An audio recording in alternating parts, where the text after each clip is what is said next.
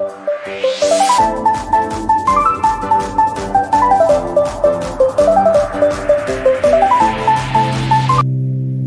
kita berdoa. Bapa kami yang di surga, tiba waktunya bagi kami untuk duduk diam, mendengarkan Engkau berbicara kepada kami. Kami menyerahkan pemberitaan firman Tuhan ini, saat ini, waktu ini, ke dalam pimpinan-Mu. Biarlah Tuhan Engkau berkarya, berbicara kepada kami pribadi lepas pribadi. Biarlah Tuhan sendiri nyata di tengah-tengah kami, sehingga kami boleh dikuatkan, kami juga dipulihkan, kami juga ditegur, kami boleh mengalami berkat-Mu ya Tuhan. Dan ketika kami mendengarkan firman Tuhan, biarlah Roh-Mu bekerja di tengah-tengah kami. Biarlah setiap pribadi yang mendengar mendapatkan kekuatan baru memasuki tahun yang baru 2025. Terima kasih Bapa di surga, berbicaralah kepada kami. Kami siap mendengarkan. Di dalam nama Tuhan Yesus Kristus kami berdoa, haleluya. Amin. Silakan duduk kembali. Selamat pagi, shalom. Shalom. Shalom. Puji nama Tuhan. Bapak Ibu Saudara dikasih Tuhan, hari ini saya mau kita bersama-sama belajar kembali untuk mengasihi Allah sebagai yang terutama di dalam kehidupan kita. Sebagaimana Tuhan Yesus mengajarkan di dalam kitab Injil Markus pasal yang ke-12 ayat yang ke-29 sampai ayat yang ke-30. Kita akan baca ayat ini bersama-sama ya. Cuma 2 ayat, mari kita membacanya bersama-sama.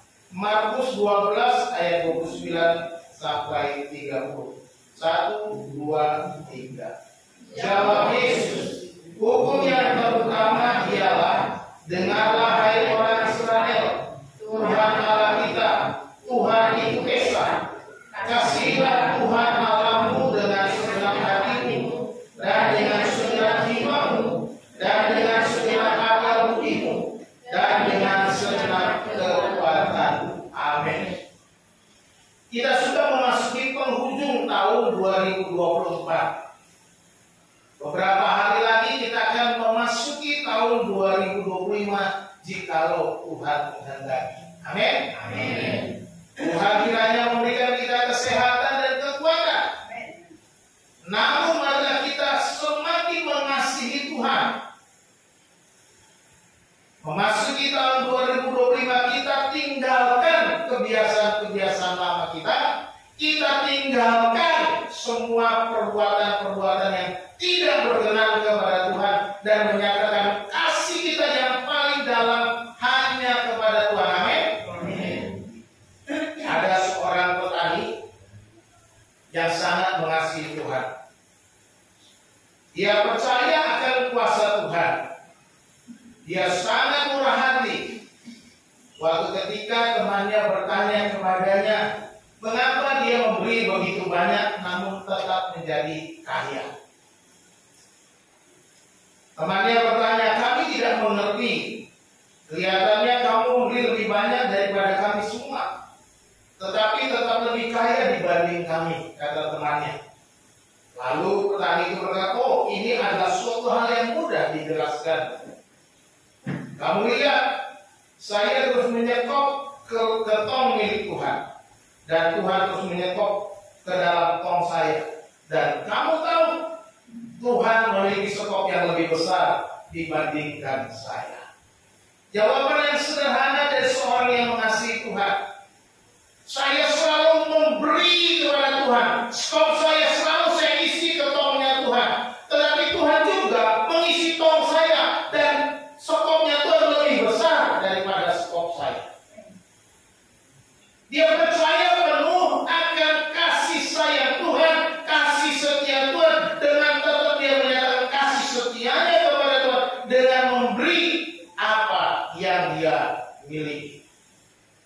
Mengasihi Tuhan menjadi sebuah pertanyaan bagi orang-orang yang tidak mengerti kehendak Tuhan.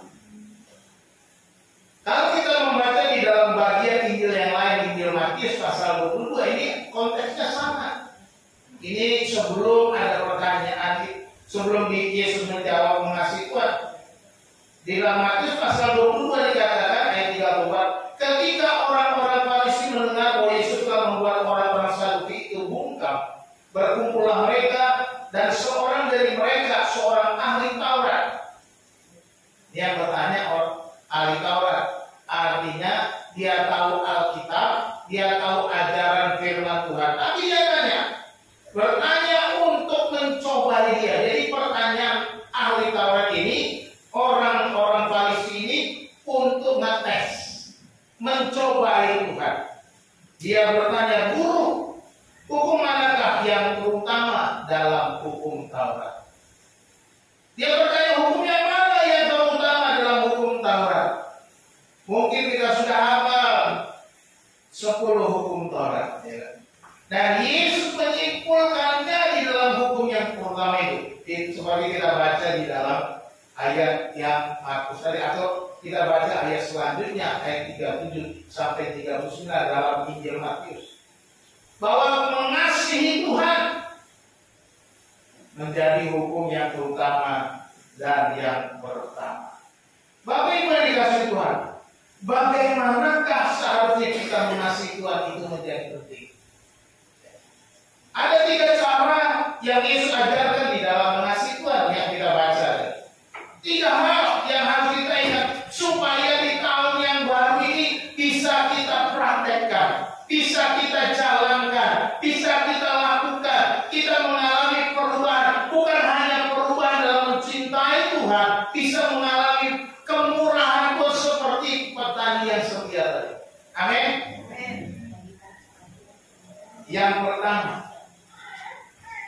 Yang pertama, mengasihi Tuhan itu adalah prioritas.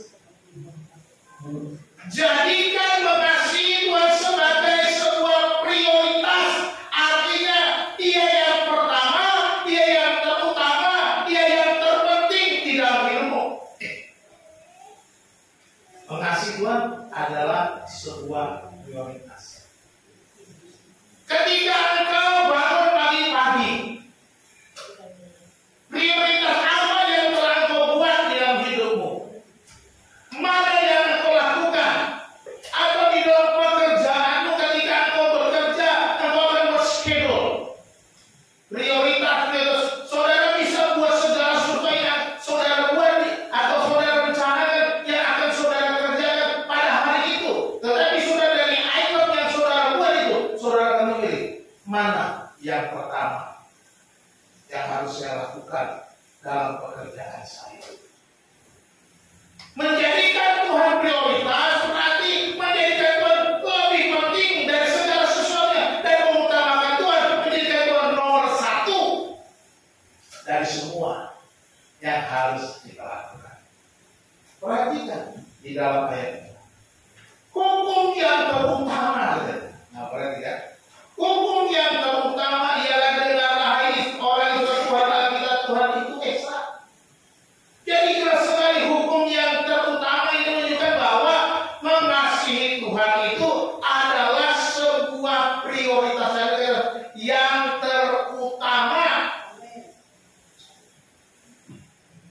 Ayat 37-38 lanjutan tadi dari Injil Matius. Jawab Yesus kepadanya, kasihlah Tuhan Allahmu dengan segenap hatimu dan dengan segenap jiwamu dan dengan segenap akal budimu. Itulah hukum yang pertama dan yang pertama. Ya, kita yang terutama dan yang pertama. Tempatkan Tuhan nomor 1 di dalam keluargamu. Tempatkan Tuhan nomor 1 di dalam pekerjaan.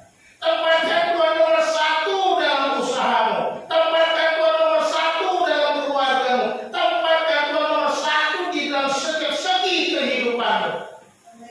Bukan yang ke belakang, kalau sempat, kalau ada waktu. No. Yesus mengajarkan kalau kamu masih menjadikan dia yang terutama, ini prioritas utama yang harus kau lakukan. Ini yang terpenting yang harus kau lakukan. Tuhan tidak mau dinomorduakan. Ya. Sesuai dalam buku Taurat juga kan dikatakan, jangan ada padamu Allah lain di hadapanku. Pak, bukankah tidak ada Allah lain di hadapanku? Aku tidak pernah menyembah Allah lain, aku bukan menyembah Tuhan, aku cuma menyembah Tuhan. Halo, benarkah engkau yang terlalu sibuk dengan kegiatan-kegiatanmu, engkau sama saja menjadikan itu berhala, menjadikan Tuhan nomor dua, menjadikan Tuhan dikesampingkan, menjadikan Tuhan lebih tidak ada gunanya. Yang saudara utamakan adalah aktivitas, hobi, pekerjaan. Hati-hati, itu bisa jadi berhala. Memang kita harus bekerja, memang kita harus mencari uang, tetapi jadikan Tuhan prioritas utama. Baru semuanya. Bagaimana jadikan Tuhan prioritas utama? Seperti yang katakan tadi, bangun tidur, siapa yang kau cari? Hah? Siapa yang dicari? Tuhan. Bagaimana cari Tuhan? Berdoa. Pertama. Kedua, cari apa? HP. Iya dong. Karena di Alkitab, di HP-nya ada Alkitab. Maksudnya begitu. Enggak salah. Jangan cari HP, buka WA, buka Facebook, buka TikTok, bukan itu yang pertama. Buka Alkitab. Enggak apa-apa buka cari HP, tapi buka Alkitab. Tadi surat aku, masa cari HP dulu? Iya. Zaman sekarang loh, zaman now orang carinya HP. Tapi ketika kita cari HP, mana yang nomor satu? Buka. Ini asik seluruh. Kemarin main game belum selesai, main game dulu. Habis waktu. Tidak menjadikan Tuhan prioritas, menjadikan Tuhan tidak penting, menjadikan game sebuah berhala, menjadikan semua medsos sebuah berhala. Kenapa? Tidak mengasihi Tuhan dengan menyadari Tuhan yang terpenting. Jadi Tuhan yang terpenting, yang terutama. Apapun keadaan, lupakan Tuhan. Saya mau Tuhan yang hari Minggu. Berikan waktumu untuk Tuhan. Jangan sampai, Pak, mohon izin absen jadwal saya hari ini mancing. Mancing kok. Ada lomba, ada apa itu namanya? Kalau orang Islam mancing itu ada lomba itu. Lomba mancing itu ya. Galatama, ada galatama, Pak, mohon izin. Mana lebih penting galatama dengan Tuhan dan gitu kira-kira gitu. Tuhan dulu. Saya itu punya kebiasaan dari sejak muda, dari sejak sekolah, bukan hanya dari muda. Dari sejak sekolah, kegiatan apapun yang namanya hari Minggu saya tidak ikuti. Baik, ekstrim juga. Apalagi setelah bertobat seperti ini. Kegiatan saya daftar kegiatan PNL, begitu daftar kegiatannya hari Minggu jam segini, waduh jamnya kebaktian, nggak jadi ikut. Daftar kegiatan apa namanya itu, ITER, saya senang seni, jadi saya ikut ITER. Ya hari Minggu jadwal ITER-nya dari pagi sampai sore, ya nggak bisa ke gereja, no, nggak mau saya. Betul. Lebih baik saya tinggalkan semua itu kesenangan saya, walaupun saya suka itu, saya hobi itu, tapi saya tinggalkan gereja nomor satu hari Minggu. Tapi kalau kegiatannya hari lain, oke lah, saya ikut. Itu yang saya buat dulu. Nggak ada yang lain. sampai cari Tuhan itu tidak terlaksana. Mengasihi Tuhan harus menjadi prioritas utama kita. Amin. Amin. Lakukan, jangan cuma amin doang. Ya. Yang kedua, mengasihi Tuhan dengan loyalitas. Pertama prioritas, kedua loyalitas, kesetiaan. Tuhan menuntut kita untuk setia, sebab Allah kita itu setia. Katakan amin. Ya, Allah begitu setia dalam hidup kita. Tetapi mengapa kita tidak setia? Padahal ketika kita setia, Allah mau memberkati hidup kita. Tetapi kita tidak setia. Bagaimana kita mengalami berkatnya? Bagaimana kita bisa naik dan terus naik kalau kita tidak setia? Jadi harus setia. Perhatikan kata ayat, masih ayat yang sama dikata, dengarlah hai orang Israel. Kata dengarlah ini menuntut supaya mereka setia. Tuhan mengajak umatnya, hai Israel, dengar. Tuhan itu Allah kita, Tuhan itu Esa. Dimulai dengan kata dengarlah, menyatakan Tuhan menuntut, ikut aku dengan setia.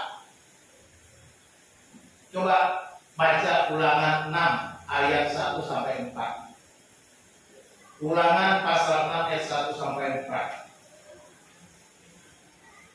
Silakan, ini saya.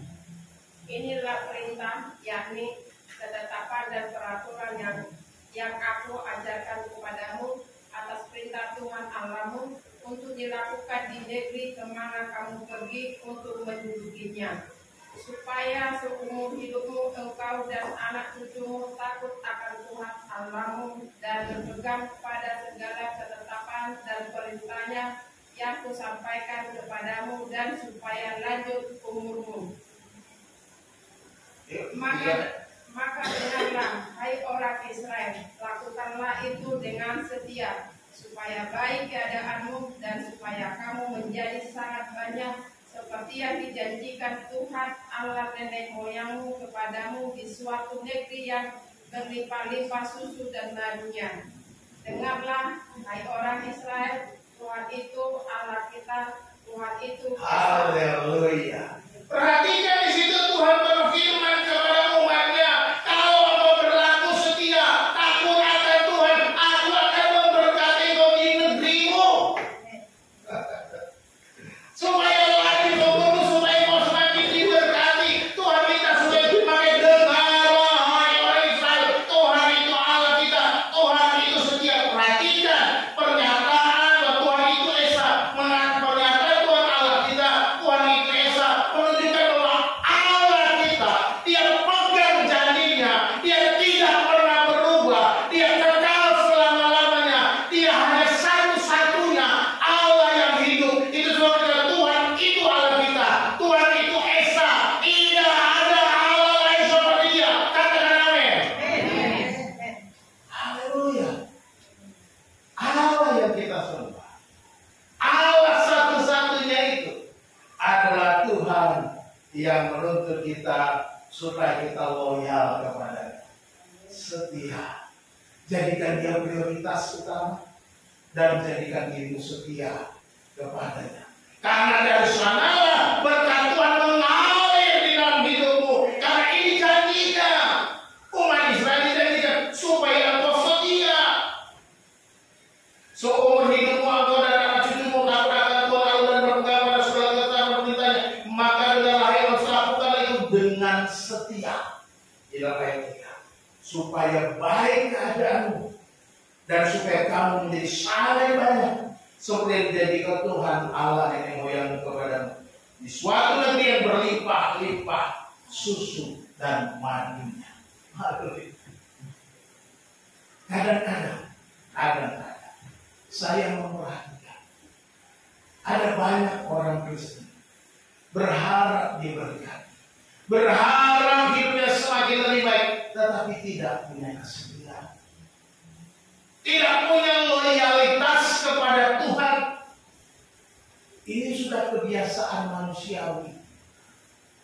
Tetapi hari ini saya mau katakan, kita mau berubah. Tahun 2025, aku akan loyal kepada Tuhan, akan setia kepada Tuhan, akan setia kepada firman-Nya, akan setia akan apa yang Tuhan mau dalam hidupku. Tuhan mau supaya kita tetap setia. Ada lagunya kan? Kau dapati aku tetap setia. Jika Tuhan datang, Tuhan ingin supaya mendapati kita tetap setia. Bapak Ibu Saudara yang dikasihi Tuhan, Tuhan menghendaki kita tetap setia sampai akhir. Pak, saya sih mau setia, tapi selalu hidup saya terlalu sulit. Bagaimana Pak? Saya bisa ke gereja, sementara saya nggak punya apa-apa. Tadi kesaksian Bu Adi, kalau sudah percaya Tuhan akan menyediakan. Yahweh Jireh, saya selalu ingat itu. Ketika Bapak Abraham ditanya oleh Ishak, Pak, di sini sudah api, sudah ada kayu bakar dan apinya. Tapi di mana anak domba yang akan kita bawa persembahkan kepada Tuhan? Jawab Bapak Abraham, kamulah anak dombanya. Begitu kan? Bukan. Dia bilang apa? Tuhan menyediakan anak domba baginya. Tuhan menyediakan anak domba baginya. Orang-orang yang percaya bahwa Tuhan menyediakan segala sesuatu untuk Tuhan, dia akan diberkati. Yang penting adalah kesetiaan kita, hati kita, ketaatan kita, kesungguhan kita. Maka Tuhan akan sediakan apa yang kita bawa untuk kita persembahkan kepada Tuhan. Katakan amin. Masalahnya adalah kita kadang ragu untuk melangkah. Kita gagal dalam kesediaan kita. Kita gagal dalam mengerti kehendak Allah. Kita gagal dalam mengerti apa yang Tuhan mau dalam hidup kita. Kita hanya memikirkan diri kita. Kita memikirkan hanya kekurangan kita, kebutuhan kita, kekurangan kita. Kita tidak mengerti bahwa Tuhan sudah menyediakan. Tetapi ketika Tuhan sudah menyediakan, kita terlalu rakus. Saya harus katakan, ada banyak orang Tuhan sudah berkati, Tuhan sudah sediakan, tetapi terlalu rakus. Dia menghabiskannya untuk kepentingannya. Ketika dia terima, dia habiskan untuk dirinya, sehingga tidak ada yang bisa diberikan untuk Tuhan. Oleh sebab itu, tahan diri, kuasai diri, kendalikan diri, jangan terlalu rakus. Ketika kau diberkati, siapkan ini untuk Tuhan dan tidak boleh diganggu-gugat, tidak boleh dicampur, tidak boleh diambil, tidak boleh diutak-atik. Siapkan untuk Tuhan. Apapun, lebih baik aku kelaparan daripada aku harus ambil bagiannya Tuhan. Amin. Aku gitu. Lebih baik kita kekurangan, tidak bisa makan daripada kita ambil bagiannya Tuhan. Jangan. Kenapa? Seperti janda di Sarepta. Ketika didatangi oleh Nabi Elia, tolong buatkan bagiku roti.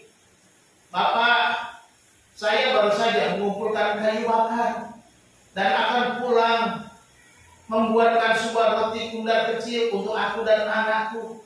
Sesudah kami makan, kami mati. Artinya sudah tidak ada lagi, tinggal sedikit dan satu-satunya bahan untuk bisa makan hari. Tetapi Nabi Elia bilang, baik, tetapi buatkanlah aku lebih dahulu untuk aku satu roti bundar kecil. Dan perempuan itu taat, perempuan itu setia. Dia buat roti bundar kecil untuk Nabi Elia. Dan apa yang terjadi seperti Nabi Elia katakan, tepung dalam tempayan itu tidak akan habis, minyak dalam bulir tidak akan habis sampai Tuhan mencurahkan hujan. Itu yang terjadi.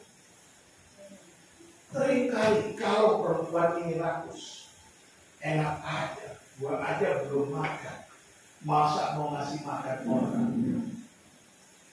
Tapi risiko itu sama. Ketika dia makan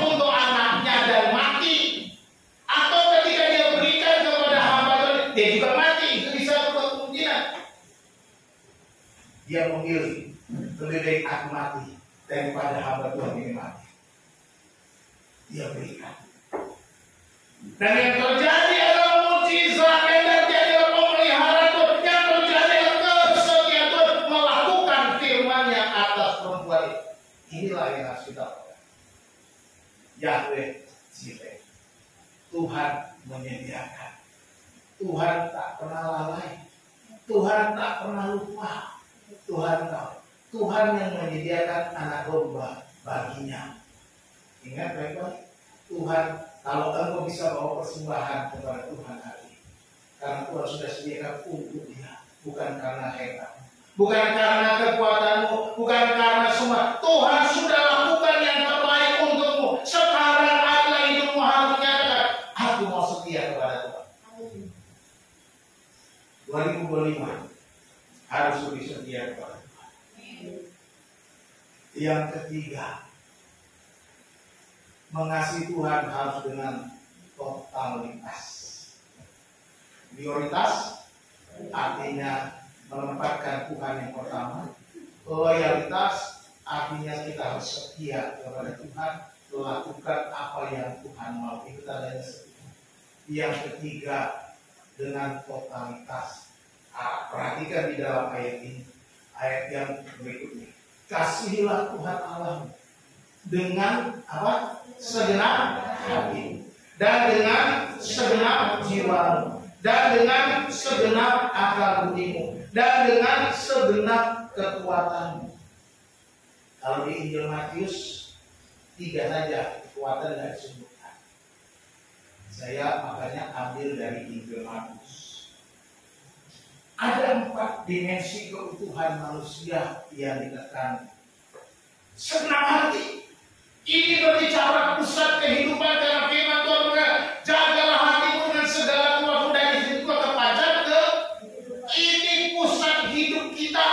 Hatimu, kalau hatimu berubah, hatimu melenceng, maka engkau akan gagal. Jaga hati.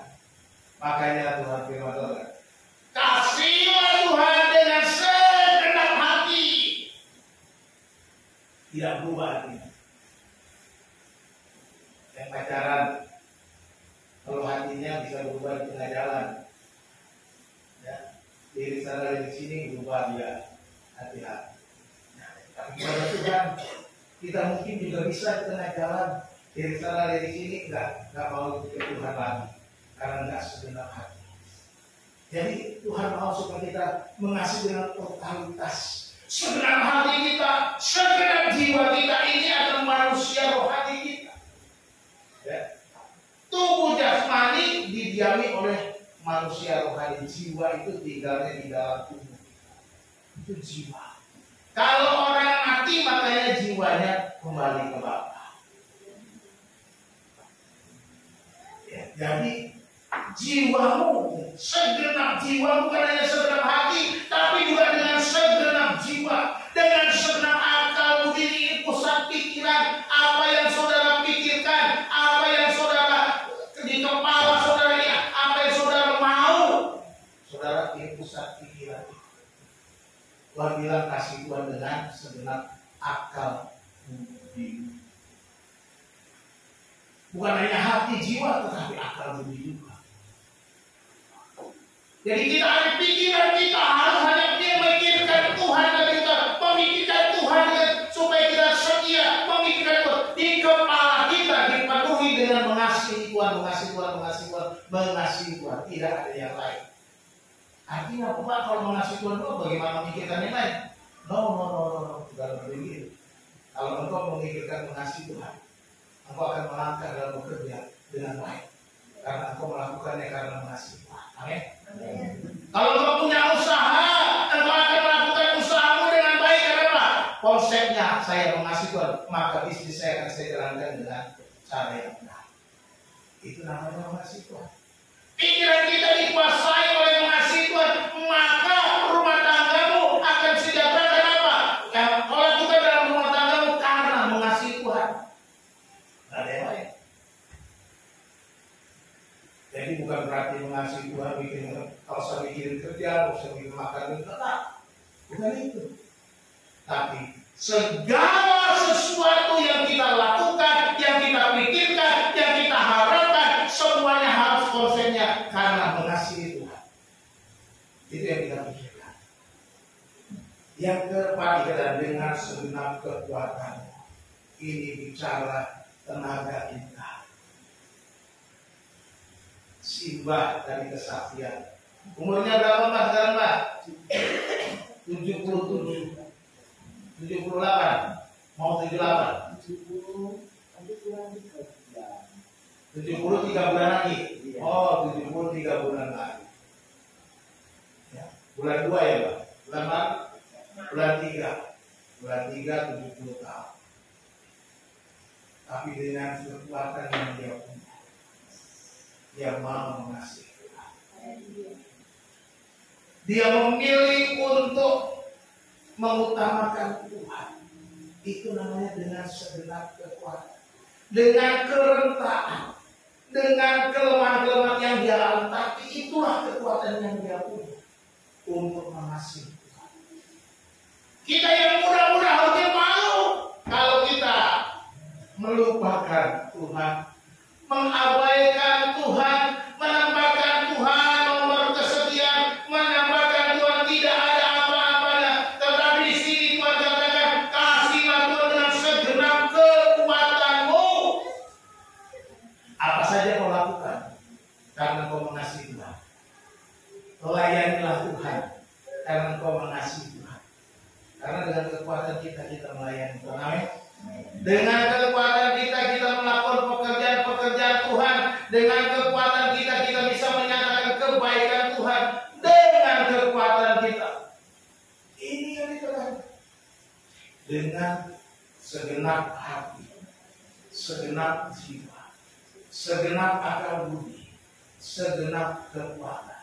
Jadi hidup mengasihi Tuhan harus dengan total. Bukan setengah-setengah. Bukan asal bisa. Ya Tuhan ngerti lah, saya kan bisanya seperti ini, tidak bisa. Tuhan sih mengerti, tapi kenapa kau tidak mengerti? Tuhan mau seluruhnya, Tuhan mau seluruhnya total. Tapi kau maunya setengah-setengah. Tuhan, aku mengasihi kau setengah hati, tapi kalau dengan kekuatanku ya sudah, aku lagi malas dan lagi lagi malas. Jadi maaf ya Tuhan, aku lupa dulu sedikit. Kita mungkin begitu kepada Tuhan. Nggak bisa. Nggak bisa kita mengasihi Tuhan dengan setengah-setengah, dengan 3/4, dengan 9/10, atau 999/1000. Nggak boleh, hanya kurang 0,001. Nggak bisa. Mengasihi Tuhan 1/1000. 999%. Apa namanya? 0,99%. Harus total. Tidak ada yang kita buang. Semuanya untuk Tuhan. Karena kasihlah Tuhan Allahmu dengan segenap hatimu dan dengan segenap jiwamu dan dengan segenap akal budi dan dengan segenap kekuatan. Total. Hati kita harus penuh dengan Tuhan. Jiwa kita penuh dengan Tuhan. Akal budi kita penuh dengan Tuhan. Kekuatan kita penuh untuk Tuhan. Semuanya total. Bukan sebagian-sebagian. Inilah yang Tuhan mau. Mengasihi Tuhan itu harus menjadi prioritas. Mengasihi Tuhan itu harus dengan setia. Mengasihi Tuhan itu harus secara total. Jangan setengah. Lalu apa yang harus kita lakukan? Kesimpulan dari firman Tuhan ini. Dikatakan firman Tuhan, yang pertama yang kita ingat bahwa jadikan Tuhan nomor 1 di atas segala-galanya. Jadikan Tuhan nomor 1 di atas segala-galanya. Buatlah schedule hari ini apa yang saudara lakukan. Jadikan Tuhan di tempat nomor 1. Bukan di tempat nomor 2. Enggak. Jadikan Tuhan yang pertama di dalam kehidupan kita. Yang kedua, kesimpulannya adalah kesetiaan kepada Tuhan adalah sumber berkat utama bagi kita. Kita sudah belajar bagaimana bahwa sumber berkat kita adalah kesetiaan kita. Amin. Ketika kita setia, berkat yang lain. Seperti petani yang setia tadi, dia menyekop terus untuk Tuhan, tapi Tuhan juga menyekop juga untuk dia. Dan skop Tuhan lebih besar daripada skop yang dia punya. Artinya Tuhan bisa memberi lebih banyak daripada yang kita beri. Amin. Sebab firman Tuhan kata orang yang memberi sedikit akan menuai sedikit, orang yang menabur banyak akan menuai banyak. Orang yang tidak menabur pasti tidak akan menuai. Mau menuai apa? Tidak ada yang ditabur. Jadi punyalah kebiasaan.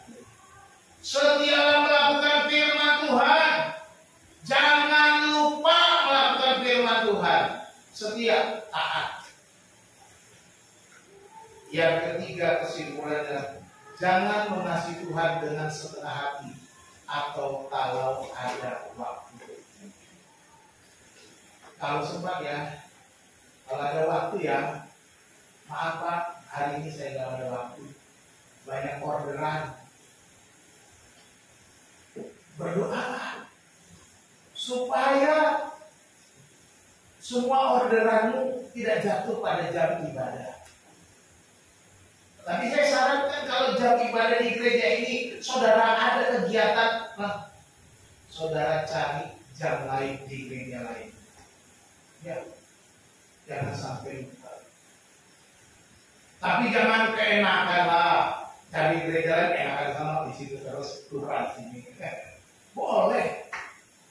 Sore jamnya di sini nggak bisa, kadang-kadang sore cari yang lain.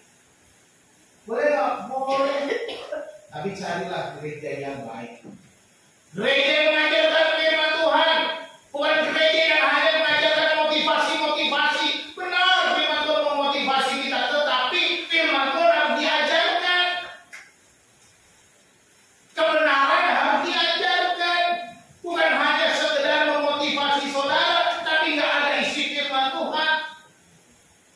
Ada banyak pengkhotbah hanya pengkhotbah motivasi. Coba saudara cek di medsos, banyak ayat firman Tuhan dibaca, tetapi begitu khotbah tidak dijelaskan, dia bicara segala macam dari A sampai Z, semuanya memotivasi kita. Bagus, baik, tapi hanya itu sekedar motivasi. Ayatnya di mana dan penjelasannya? Harus menjelaskan. Jadi jangan mengasihi Tuhan kalau kita ada waktu saja. Jadi mengasihi Tuhan itu ada 3 hal. Yang pertama apa? Prioritas. Prioritas. Tuhan yang terutama, yang nomor 1. Apa yang harus kita buat? Beribadahlah dengan tekun melalui persekutuan, doa dan baca Alkitab, atau ke gereja dengan ini menjadi penting. Tuhan saja beristirahat sesudah bekerja 6 hari. Saudara kok tidak ada waktu istirahat sesudah bekerja 6 hari? Kok saudara tidak ada waktu untuk Tuhan? Tuhan sudah mengajarkan supaya kita ada waktu untuk Tuhan. Jadi kita harus bukan hanya tiap hari, tapi hari Minggu adalah hari kita beribadah. Kalau menjadikan mengasihi Tuhan menjadi prioritas, saudara tidak akan absen namanya ke gereja. Separah-parahnya saya selama masih bisa berjalan, melangkahlah ke gereja. Wah, itu berapa kali? Pak, aku begini, ayo berangkat aja nanti juga sembuh sendiri, sembuh juga. Ya. Itu kan karena buhana, Tuhan kayak ini Pak. Nah, itu berlaku untuk semua siapa aja. Ini kemarin loh Pak, yang WA, kita cari pengganti supaya ada yang menggantikan. berdoa, maju terus, puji Tuhan. Saya doain terus dari rumah, Tuhan tolong supaya berikan kemampuan kesehatan. Dia bisa berdiri di sini. Kenapa? Karena mau menjadikan Tuhan itu prioritas. Yang kedua apa? Loyalitas atau kesetiaan. Ya.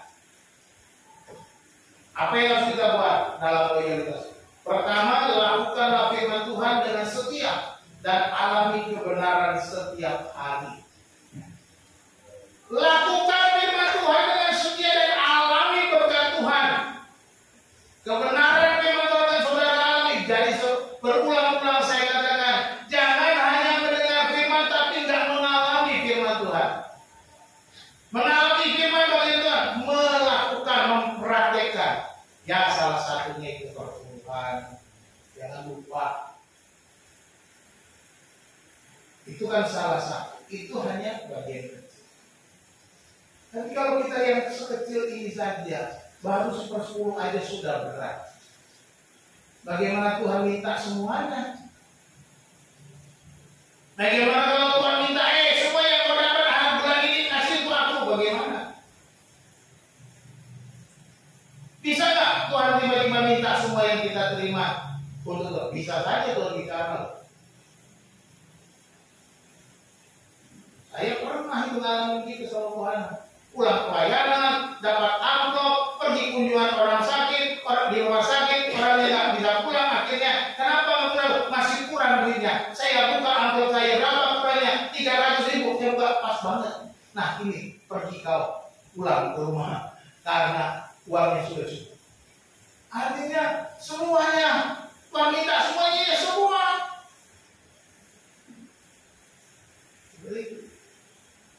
Jadi kalau kita loyal kepada Tuhan, setia lakukan firman Tuhan, kita nggak akan pernah kekurangan. Karena dikatakan firman Tuhan, kesetiaan kita akan membuahkan berkat. Amin. Loyalitas. Yang ketiga, totalitas. Total, sepenuhnya, segenap hati, segenap jiwa, segenap akal budi, segenap kekuatan katanya. Jadi apa yang kita buat? Berikan seluruh hidup untuk Tuhan melalui pelayanan dan pengorbanan. Dan ikutlah melayani Tuhan.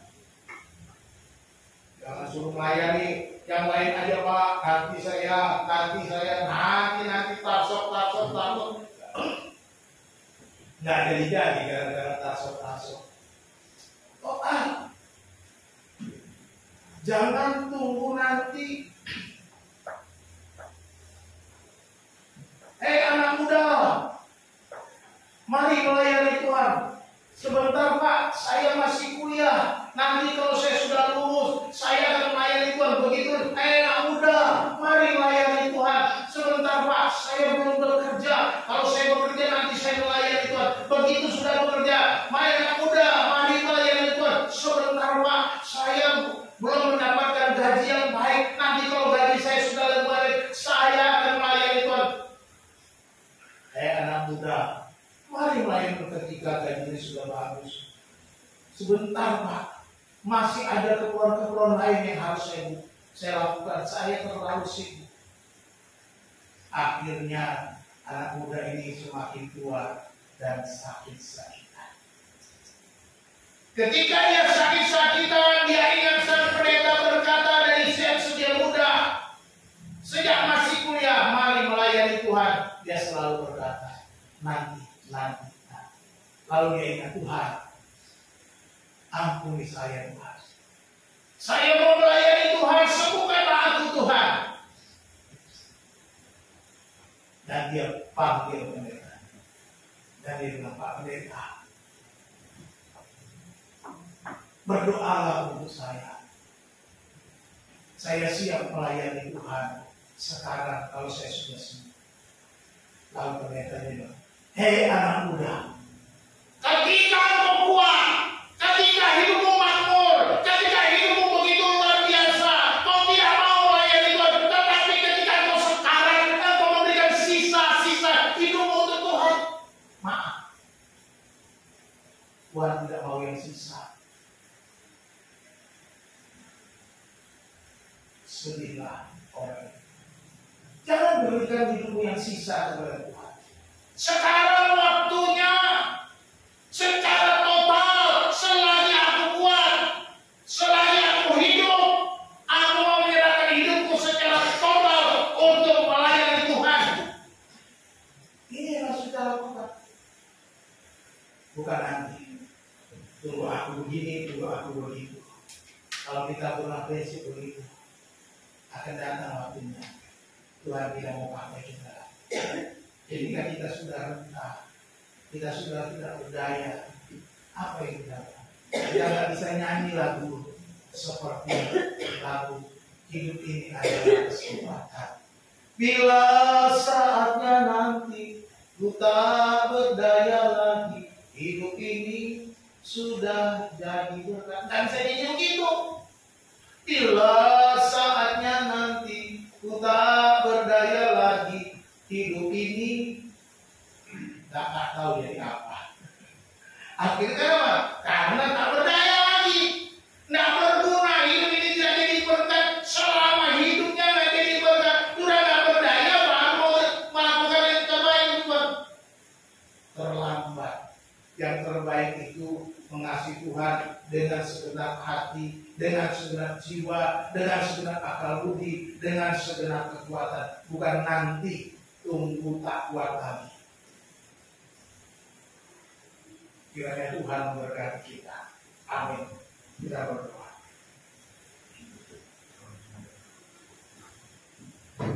Allah Bapa kami yang di surga, terima kasih.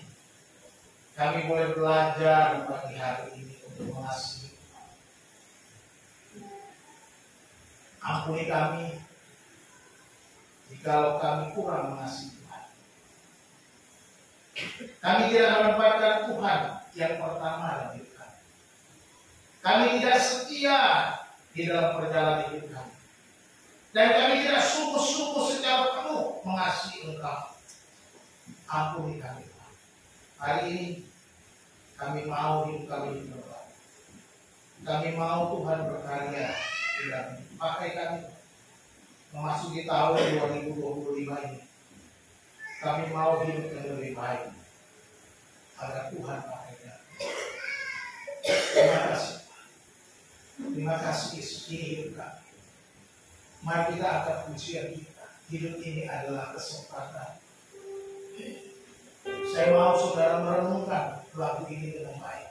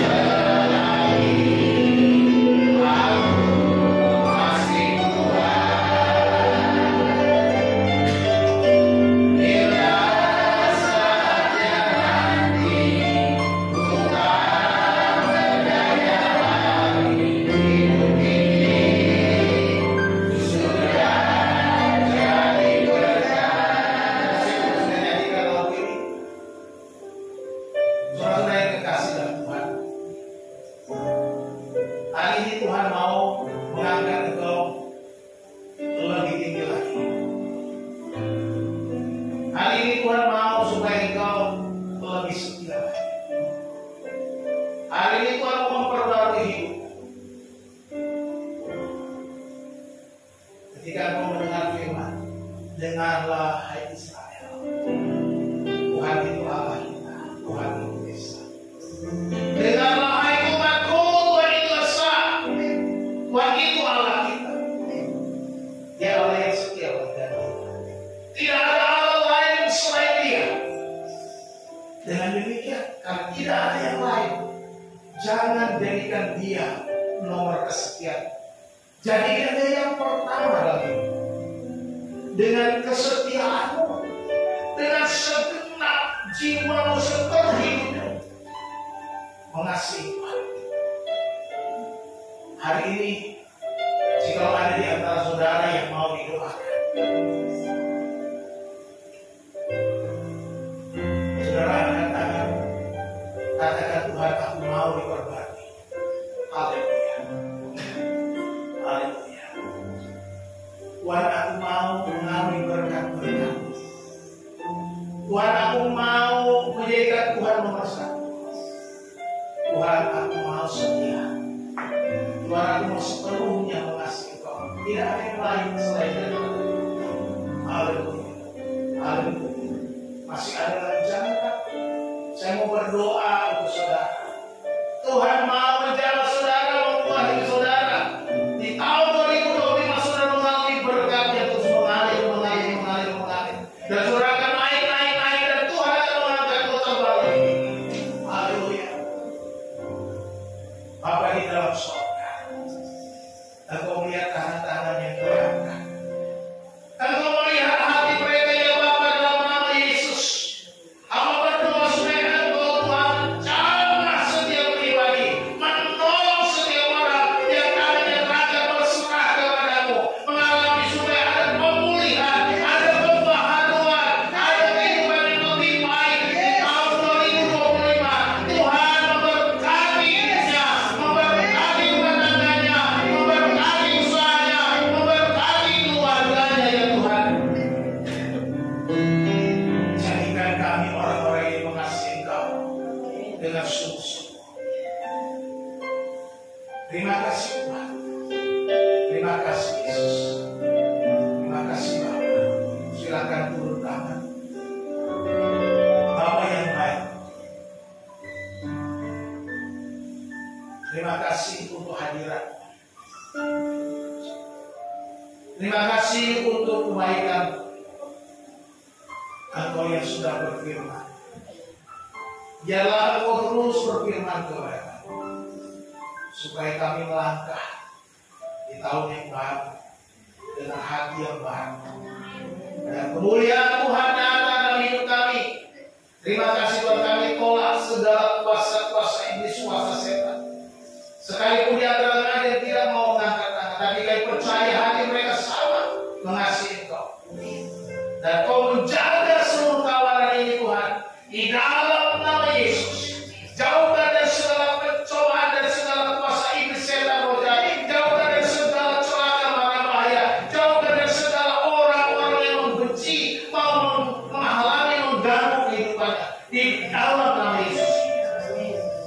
Bungkus jemaat PGBI segala bangsa dengan darah Yesus, supaya kemuliaan Tuhan nyata bagi jemaat ini Tuhan.